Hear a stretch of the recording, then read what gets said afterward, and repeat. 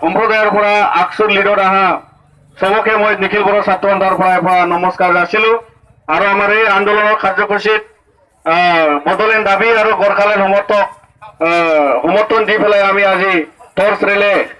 এবার বঞ্জার রেলে আমি লইছো তো ইয়ার বাবে আমি আর একগুট হলো তো দিনैनि दिनाव जोंनि दुलाराय बर' फरायसा आफाद जयेन्ट एक्सन कमिटि आरो एनडिएफबि प्रग्रेसिभ नि बानजायनायाव दिनै बे हाबाफारिखौ मोनफ्रोमबो साब डिभिजननि सिङाव लानाय जादों। दिनै बेबादिनो जोंनिया क'क्राझारनि सदर साब डिभिजनाव जोङो बेखौ लानाय जादों। दा बयबो बिग्रायारि नोंथांमोना मिथिगासिनो दङ जे दिनैसिम जोंनि आलादा रायजो बड'लेण्ड दाबिनायजों लोगोसे दिनै गरखालेन्डनि दाबियाबो दिनै बिथांमोना आन्दोलन खालामबाय थादों। सानथाम सिगां बिथांमोननियाव साथाम माने जिउ गोमानानै शहीद जालांबाय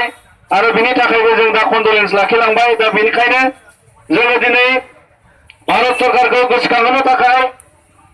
जोंनि भारत सरकारा जोंजों रायलायनायनि उनाव 26 तारिख एप्रिलाव रायलायनायनि उनाव राजनिति भाबै ट्राइपार्टाइट खालामनायनि उनाव जों दाबो सावरायनायनि तारिख एबा सम होफिनाखै आरो बेखौनो जोङो दिनै भारत सरकारखौ रिमाइन्डार होनो हरनो लुबैदों जे जोंनि टर्च लाइट रेलिनिफ्राय बन्जार रेलि खालामनानै जे जोंनि आन्दोलना थाद'आखै एबा जों आन्दोलनखौ खालामलांबाय थागोन आरो दिनै गोख्रों भाबै जों गोसोखांहोनानै बिथांमोननिसिम जों हुमखि हरनाय आरो बिथांमोनखौ जोङो दिनैनिफ्राय मोनसे